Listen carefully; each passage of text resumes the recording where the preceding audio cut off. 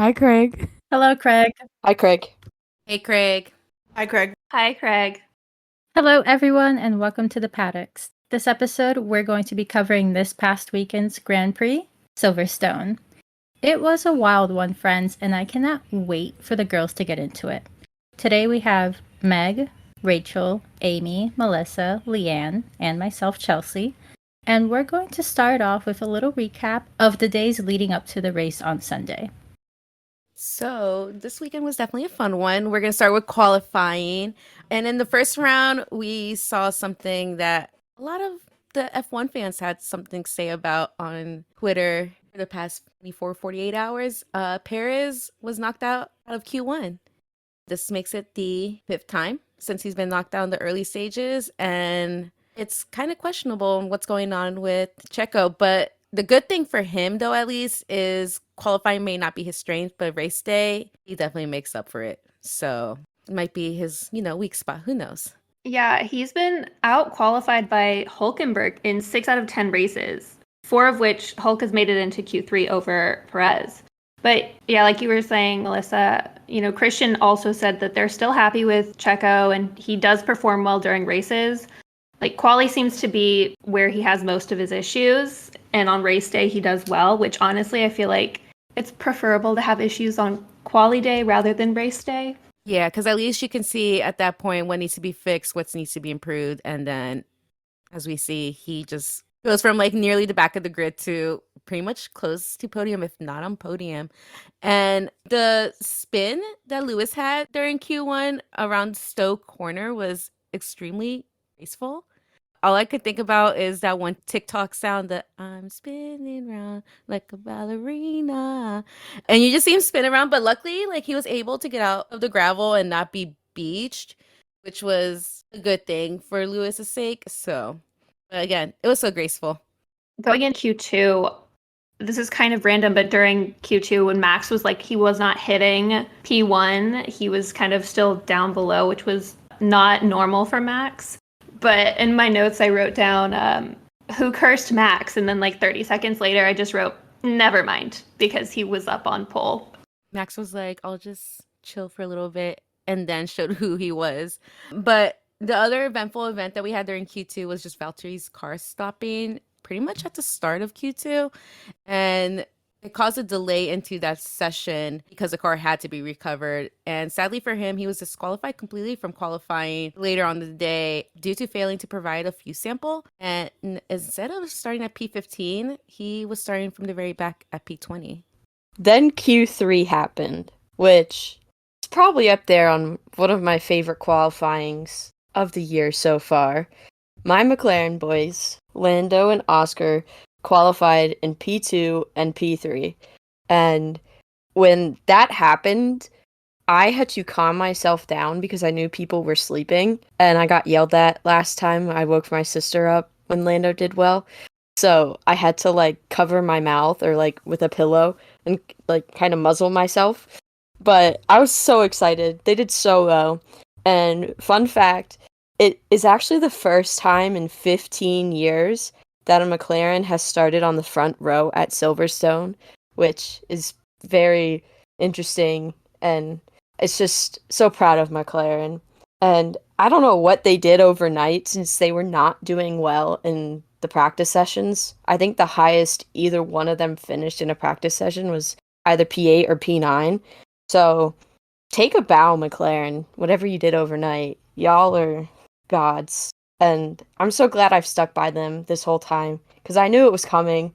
I knew this greatness was coming, but did not know it was going to happen this quickly. And major congrats to the team.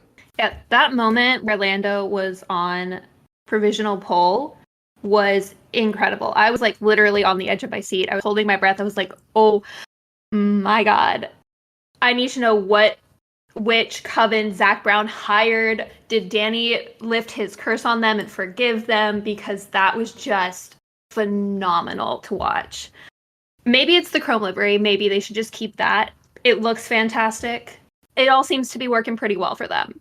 In Ferrari news, Charles yelling at Xavi on the radio, per usual. I'm just glad he was just yelling at him and it wasn't an issue, because seeing that radio pop up, it just gives me so much anxiety every single time. I think we have all anxiety from seeing just the red little dialogue, the radio come up whenever it's like Charles or Carlos. Every time I'm like, what is it now? And I'm hoping it's just, I don't even know at this point. But going back to Lando being on provisional pole for like those hot like 3-5 seconds that lasted, I screamed. And I was just like, oh my God, Lando.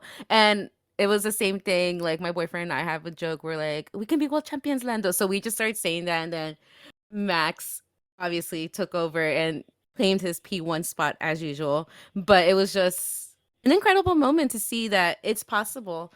And then we saw the top 10 starting grid like this: Max in P1, as stated, followed by Lando, Oscar, Charles, Carlos, George, Lewis, Alex, Fernando, and rounding out the top 10, Pierre. So to continue some more chat about some pre-race things and kind of things that take place before the actual race itself, one of my favorite parts of the Silverstone weekend is watching the drivers interact with fans on the fan stage. Everyone involved just looks so happy to be there, and the drivers look forward to it. I know Lando says that's literally his favorite part of the whole entire weekend at Silverstone, is just getting to be with the fans, interacting with them, getting to shoot the t-shirt cannons and throw out their hats. The drivers just look so relaxed and like they're having so much fun with fans, so it makes my heart happy to see everyone happy. I agree. I love seeing them interact with fans. I feel like Lando enjoys using a t-shirt cannon. I feel like that is something that he gets a lot of enjoyment out of. I also loved George Russell's shirt that he wore with Darth Toto all over it. And the video where he shows Toto when he walks in, Toto's face is just like, not this again. I feel like George pulls stuff like that all the time, and it's so funny. And then him giving Toto a shirt with Susie's face all over it. I would love to see Susie's reaction to that. I feel like it would be just incredible. And Lando with that little, like, I think he was like 2 years old, that little fan who was in almost like a replica of Lando's race suit. That was the cutest thing. And him saying, oh, are you going to take my seat this weekend? You can take Oscar's seat, was so funny, and it was so cute. And then for those of you who have seen it, and for those of you who haven't, that little girl who's like 3 years old and she can name all of the drivers, the cutest thing. And she got to meet Max over the weekend, and it was just absolutely precious.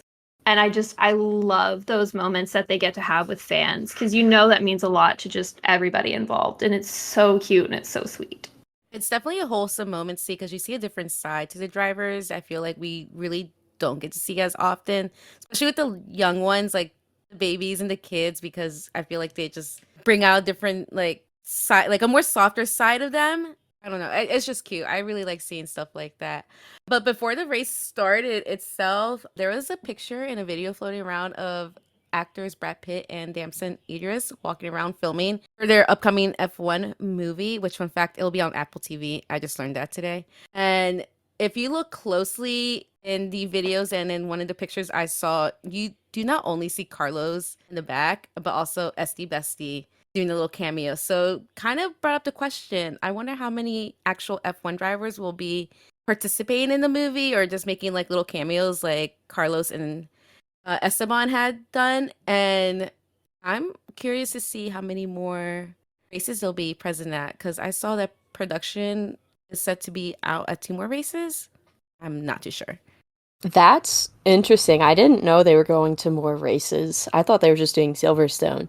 But speaking of the drivers, I saw that Brad and Damson, they were at the front of the grid with all the rest of the drivers during the national anthem and the whole ceremony. So I wonder if all the other drivers will be shown at that point. And I think it was funny that they had them both standing next to Max. Out of everyone on the whole grid, I feel like Max would least likely want to be in a movie. I don't know. I just kind of get that vibe. But it was just kind of cool getting to see everything and the fans excited about it and seeing the car and how the car actually kind of looked more like the Duracell battery than the Duracell battery on the Wiliams car. I thought that was very interesting. Also, kudos to the F1 cameraman that was there present because he strategically only showed the actual drivers and not Brad Pitt and Damson, which I found it interesting because I didn't see it till later on that they were there during the anthem. And I was like, oh, that was actually like pretty smart of them to do and not show them. So it's like it leaves like a little mystery, but like speculation on like what exactly is going on. But what happened to that formation lap Brad Pitt was supposed to drive? That rumor was like going around all weekend. I was waiting for that to happen, to be honest, and just see something, but nothing didn't happen. So maybe they just recorded more like walking, more acting stuff, I guess, if you can say that. And then maybe they'll be driving later on the week when there's no actual professionals or any risk or any danger. I know they had the cars on the grid at the beginning of the race. I don't know what they did with them afterwards, but they had both of the like. It's AX. I believe it's AXP is what the team is, right? I think. Yeah. They had both of those cars at the beginning of the race at the grid setup with all the other cars, and it looked like they had, I guess, fake team engineers and the pit stop guys around those cars. So I thought they were going to join in on the formation lap because it looked like it, but at the same time, the risk and the insurance and vulnerability, there's no way. But the cars were on the grid. I bet they probably had them like there to get that kind of like shot of everybody rolling away, but they probably didn't have them go that far. I bet they probably had them stop before turn 1. I don't know. LeAnne can tell us if I'm crazy. Yeah, my assumption, they got their B-roll shot of it. The cars were probably already on a dolly, rolled that shit out. So now we're going to roll into talking about the race. But get it? Because you said roll them out on a dolly. So I said roll.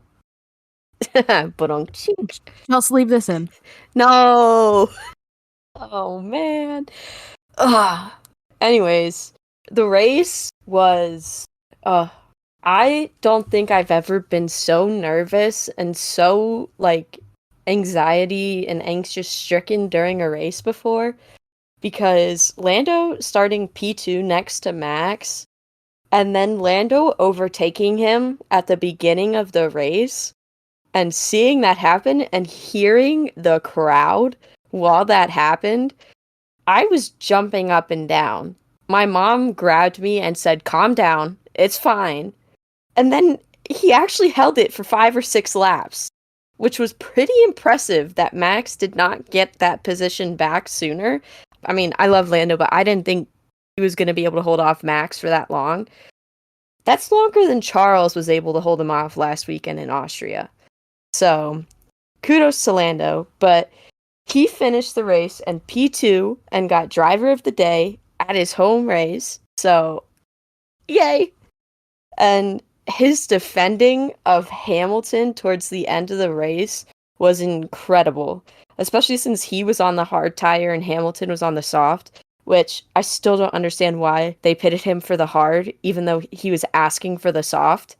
And then hearing his team radio afterwards, after he asked what the Mercedes was on, and he was just like, "Oh, wonderful." So McLaren definitely made his life a lot harder than they had to, but it's fine.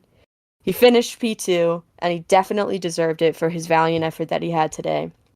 And honestly, it's a good step in the right direction for McLaren, obviously, but I think it's also another thing for all those people out there that say Lando is there just because of his dad's money. He's a fantastic driver. He just hasn't been able to show it because of the car that he's been in. So for him to prove those people wrong today, fantastic. And I'm just so proud of him, like I said, and McLaren, and how they came to play this weekend. Them closing the gap, like I said, to the Red Bull and having a similar race pace to the Mercedes and Ferrari and Aston.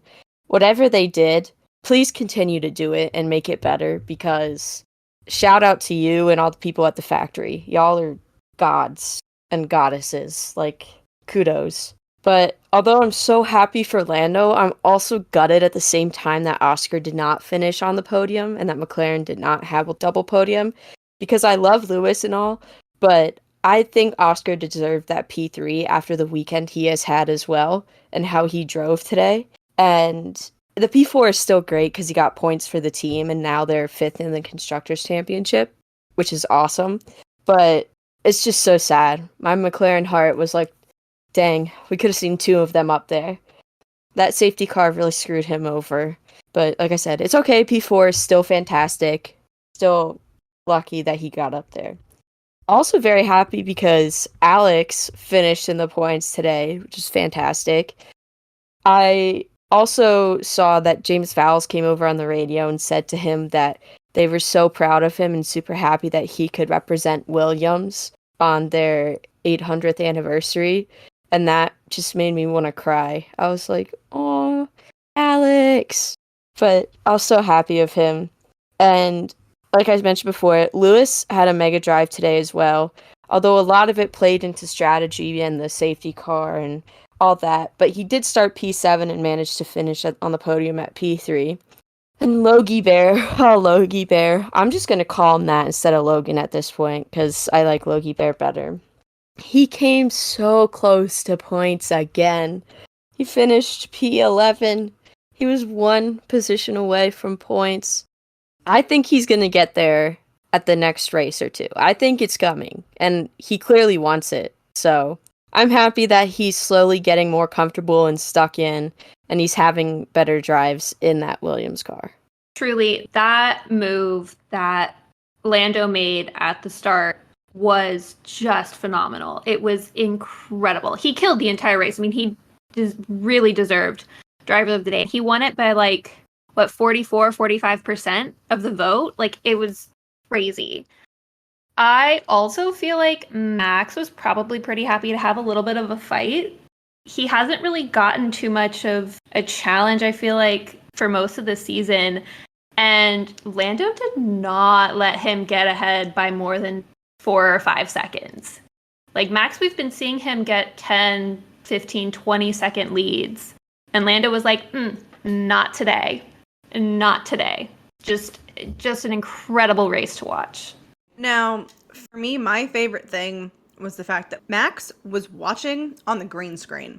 On the big screen, he decided that he was going to just be on his own, in his own little world on a nice Sunday drive and comment on the Ferrari's pit stop strategy in true Max fashion. But I can't be the only one who was so sad about K-Mag catching on fire. My heart literally broke when I saw that. I really want to see him have a chance. I feel like he's such a consistent driver. He doesn't have a car that matches his consistency. I would love to see K-Mag in something a little bit more, shall we say, reliable. Yeah, I felt so bad for K-Mag, especially because last year he got his first pole position in, I think it was Brazil. And that was just so great to see. And I mean, Hülkenberg is in the same car and he's been doing really well. So I'm wondering what the differences between their cars are, because there's no way that they're exactly the same. I mean, Hülkenberg has been doing fantastic and K-Mag has been having so many issues. I love it when a safety car comes out and you just see everybody dive into the pits. I don't know why I love watching that. It's just so funny to see who all goes in, who stays out, what tires they get, and just the kind of organized chaos that happens while the safety car's out. And like Meg was saying, with the McLarens both going on hard tires during that safety car stop, it was an interesting choice. I feel like they may have taken a page out of the Ferrari strategy book with that, because it was a little questionable. I think we all were a little confused and concerned with that, but they made it work. The boys made it work, and they did fantastic with it. It definitely made me raise an eyebrow and kind of question who was making that strategy call for a split second. But I am so happy for Lando this weekend. He was just super consistent and defensive, and I was really impressed with him this weekend. I don't know what McLaren put in those upgrades, whether it was pixie dust or literal magic. I don't know, but it worked. And the fact that they got so much speed on those damn hard tires just honestly blows my mind. But the other team that really got sprinkled with some pixie dust was Wiliams. I really don't know what is happening right now, but it seems like our midfield teams got a little extra something this week, because they're just giving everybody a run for their money. I would not have expected to see a Williams in front of both Ferraris. Yeah, they're doing incredibly. And for their 800th Grand Prix, it was just really so nice to see them do so well. And it was really nice to see Logie Bear, finish so high up. That 11th place, I think, is his best finish so far this season. And it's really nice to see. He's been struggling, and it warms my heart. 11th definitely is his best so far in F1. Obviously in F2, he's definitely placed higher than that. But I don't know if I'm a little crazy over here, but for me, Mercedes, Ferrari, and Aston were a little underwhelming for me this weekend. I mean, obviously, Mercedes seem to mainly have their issues in quali, which kind of have your problems in quali. It's a little bit of a wash. It's not going to impact you too much, especially if you can perform on race day. But I'm just a little concerned, I guess is the best way to say it. We'll see how everything goes when Hungary rolls around. But I never thought I would watch a race where I see Pirelli soft tires lasting 30 laps. I have so many questions for Pirelli with so few answers, but again, it seems like everybody got a little pixie dust this weekend. I feel like the only answer to that is witchcraft, because I too have no idea how that happened, and the only answer is witchcraft, pixie dust, something. All of the above? I mean, we'll never know, but I really need somebody to go check on SD Bestie, because his luck right now is just a bit of a mess. I know I will personally be manifesting a lot of good things for him for the season, because I just really want to see him do well. He just warms my heart, and I really just want to see maybe a little bit more of SD Bestie in the points at minimum, but I would love to see SD Bestie on the podium again. Pretty please. I want to see him and Pierre on the podium, if not closer to the podium. I don't know why. I feel like it's been a long time coming for Pierre as well, and he's been doing, in my opinion, like not that bad of a job this season, and it could be the car, but I don't know. It just really hurt to see both of them DNF this weekend. It could be like Amy and Rachel were saying, witchcraft, someone put a hex on them, a curse. Who knows at this point? But Esteban Ocon had to DNF due to hydraulic issues, and Pierre had damage to his car after a small collision with Lance, which unfortunately it caused Lance to get penalized as well too. And now that I'm talking about Lance, I just wanted to say that I feel like Fernando Alonso maybe had jinxed himself about being back on the podium after the Spanish Grand Prix. I was thinking about that today during the race. He was just, he was just like, this is the last time you'll ever see an Aston not on the podium. And we saw it one time, yeah, but I don't know. I feel like when people say stuff like that, the universe will answer in opposition. And speaking of Pierre, does anyone know what happened between him and Carlos after the race? Because I don't remember an incident happening between the two of them. Okay, so I don't really know exactly what happened on the track. Supposedly, Carlos was pushing Pierre. So when Pierre passed by Carlos during the post interviews, he kind of pushed Carlos on the shoulder and was like, "Don't push me like that." And then I laughed because Carlos just replied to the reporter, "Pobrecito," like poor guy. And Pierre just, yeah. And that was the whole confrontation. I don't really know what happened on the track though, because when I was watching the race, I didn't see Pierre get pushed by Carlos, but maybe it just didn't get shown on camera or something. I didn't watch Pierre's driver cam or anything. Yeah, I was gonna say I have no idea what happened during the race, because the only person that I saw push Pierre was Lance, and he legitimately did push Pierre off the track. Because I remember watching it and being like, "What the heck, Lance? Not cool." So yeah. Yeah, it was just interesting to see that reaction out of Pierre, because at first I thought it was a joke. And then I looked through the comments, and then I watched the video 2-3 more times, and you can tell Pierre's just pissed off. And the way he's just I don't know, it's just his facial expressions and the way he said it and the way he walked away. I'm like, oh, he's for real. I don't know if anybody else noticed that Pierre was a little, shall we say, extra spicy this weekend. Even just with Lance, the situation with Lance, he got really heated on the mic. you could hear it in the team radio. I was a little surprised because I have not heard angry Pierre like that in a while. You know what? The Tour de France started this week. I'm wondering if they're a little stressed out about that. My husband's been watching it. My mom watches it. And I saw I think Alpine posted a video of Pierre getting ready for his seat fit and whatnot. And he had the tour on his phone. I wonder if he's just like stressing out about the tour. But Alpine had been doing so well lately. I mean, Esti got P3 in Monaco. And I do hope that their luck changes soon. And speaking of curses, do we know where Netflix was this weekend? Do we know whose garage they were in? Were they in the Alpine garage? Is the Netflix curse still going? Who knows? I don't know whose garage they were in, but I do really want to know because we love conspiracies over here. I mean, it's a fun little curse and we love those. But I love that we got all of our Brits in the points this weekend. We got Lando, we got Lewis, we got George, we got Alex. And it just makes my heart really happy, and especially seeing Alex Albon in the points. It's always fun. But I cannot be the only person that picked up on the fact that Max, with his favorite people, likes to let them sit in his seat because Max and Lando were in the wrong seats in the cooldown room. And their little chat was it just made me so happy because we got a true Maxi sighting again. And I feel like the Max we get with Lando is a little different from the Max we get with Charles. And it's just so cute. But I love that he's like, if you're my person or in my circle, like, I don't care if you sit in my seat. But anybody else, you know he would absolutely give them death glares from across the room until they moved. I feel like Max is definitely like a cat. He has cat energy. If he likes you, he loves you. If he doesn't like you, he doesn't care.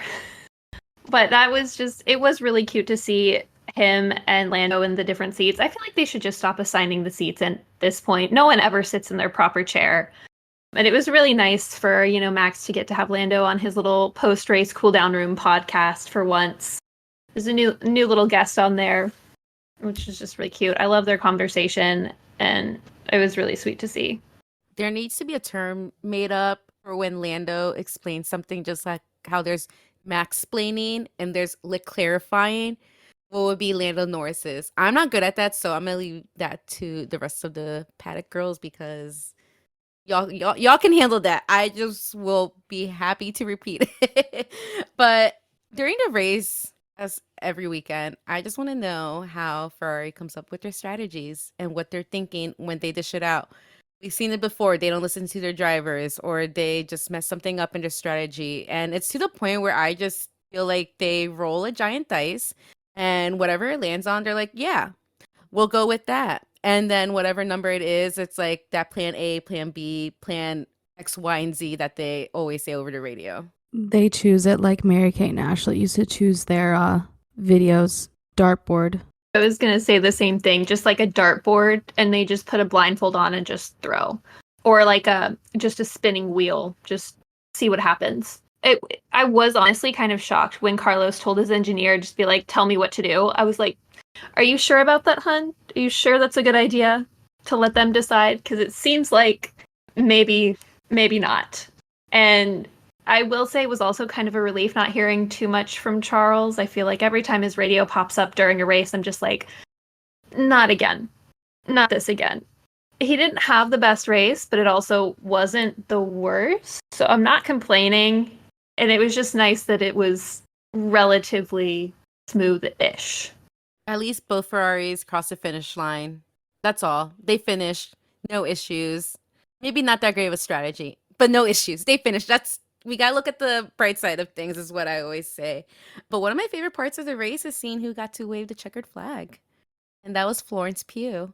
Yeah, it was really exciting to see her. I saw her during the grid walk before they sang the national anthem and all that stuff. And I was like, oh, that's cool. Like, she's into F1 and everything like that. And then I saw her waving the checkered flag and she looked excited to be there. And I think we need more celebrities that are actually fans to wave the checkered flag because we can live vicariously through them. Yeah, I think Florence was there because, you guys can correct me if I'm wrong, but I'm pretty sure she's an ambassador for Sir Jackie Stewart's dementia thing that he has. So I'm pretty sure that's why she was there. And she was also in the McLaren garage, which made my heart happy because my favorite team, and she's one of my favorite actresses.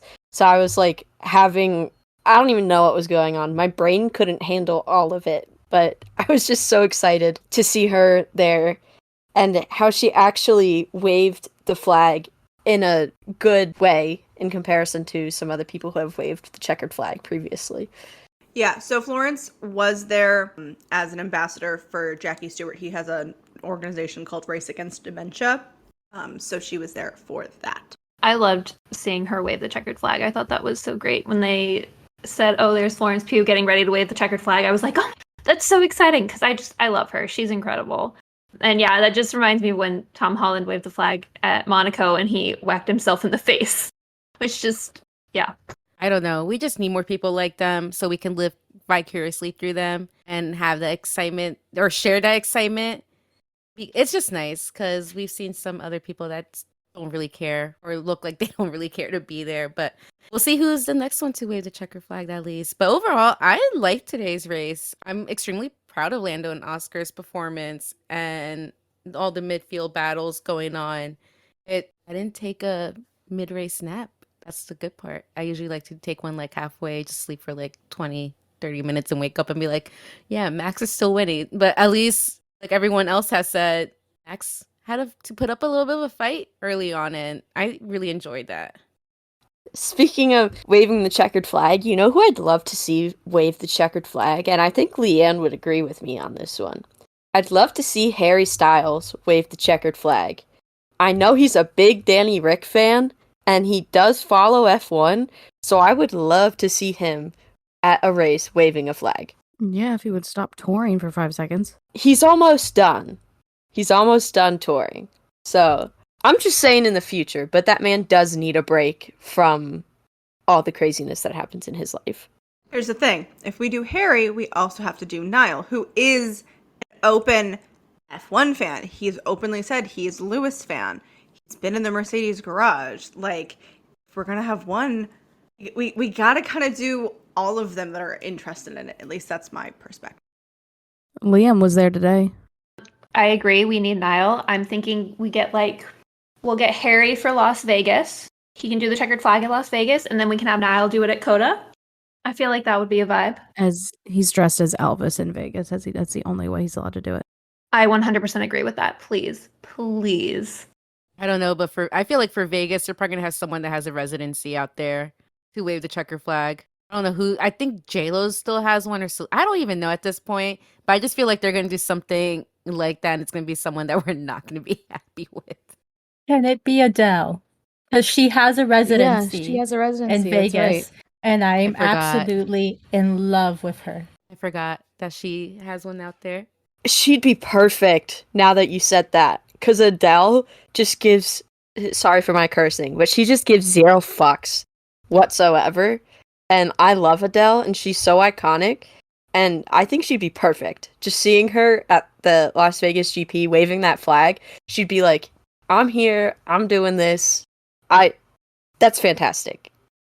So, now that we finished talking about the race and kind of what went on during the race, we're gonna kind of get into how we felt about the ending of it and how predictions turned out. But for me, personally, today was a good day. It was an incredible day.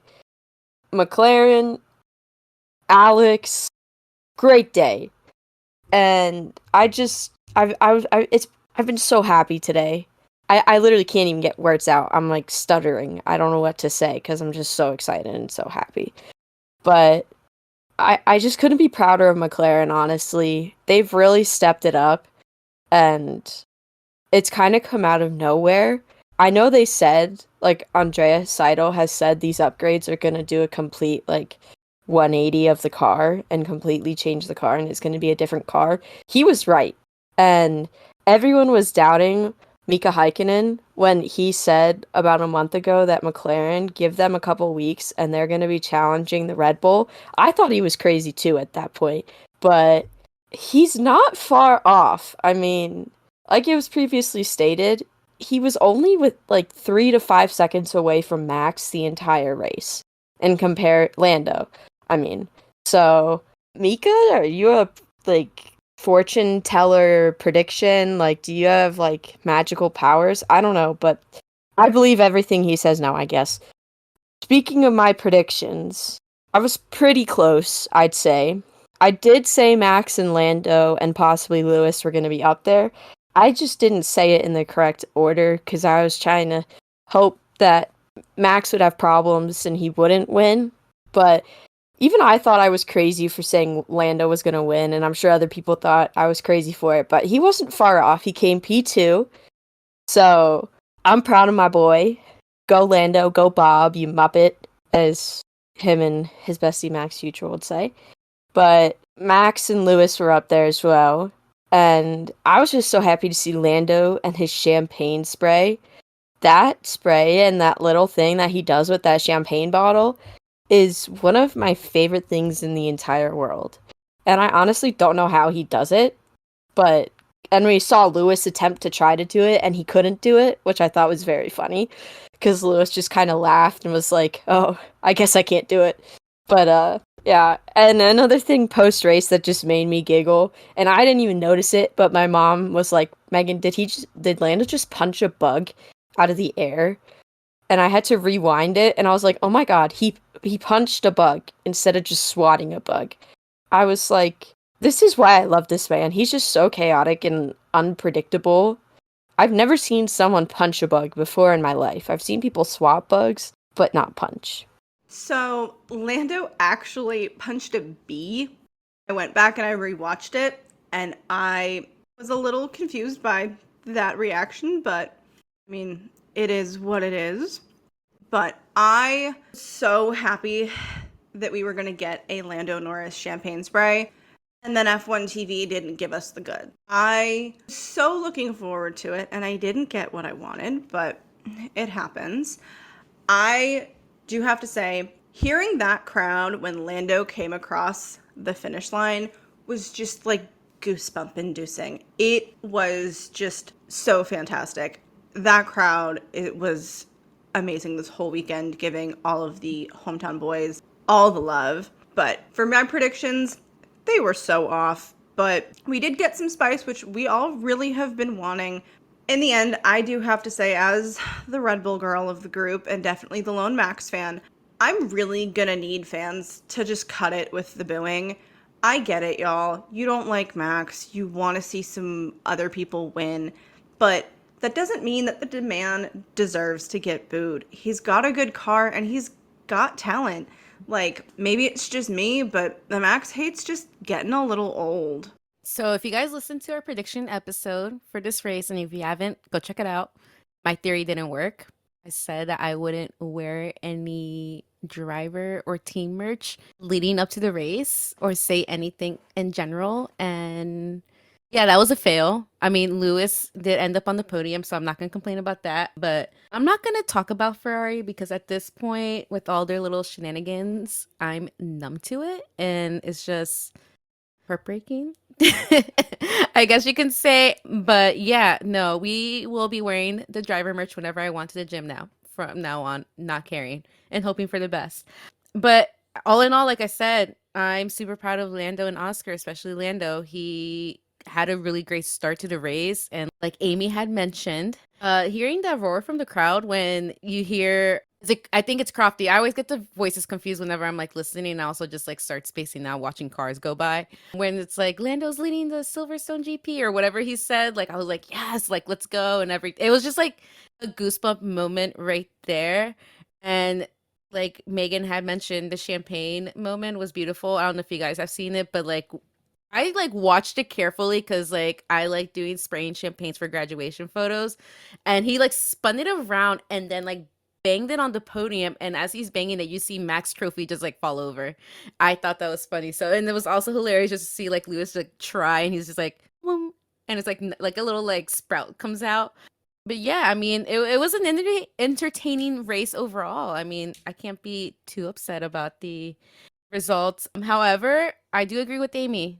Booing is getting old, and this is coming from a person that's not really a Max or a Red Bull fan. It's just at the end of the day, like I feel it's just like respecting and just showing like good sportsmanship. I mean, yeah, we want different people to win, but at the end of the day, you can't blame the guy for having a literal rocket ship. I have my own feelings about the car, but it is what it is at the end of the day. And yeah, that's all.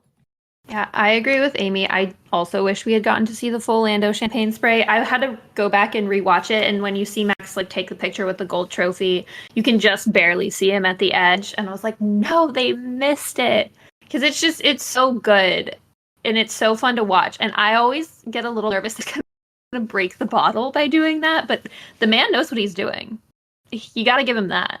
And it was also really, really sweet to see like Max and Lewis so happy for Lando on the podium. Like they were spraying champagne all over him. They were all so happy. It was so sweet. I think Meg said earlier during post race that Lewis and Max are like Lando's proud dads. And it's so true. They looked like they were so proud of him, and it was so sweet.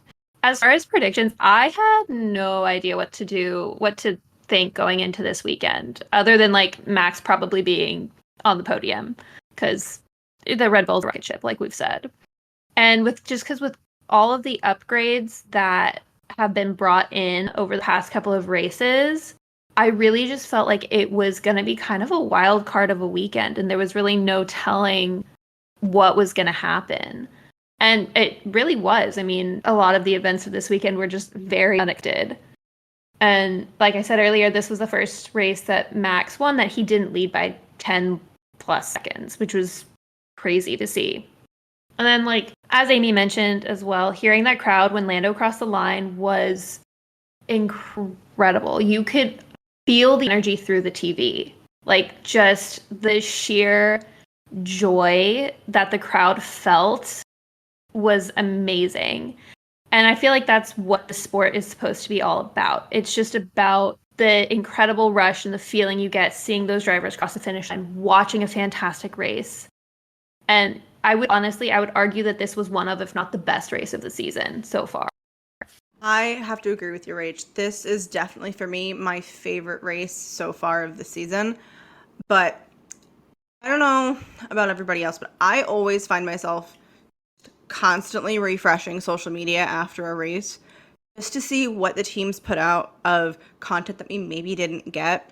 And it looks like McLaren did an event this evening after the race, and I love this so very much.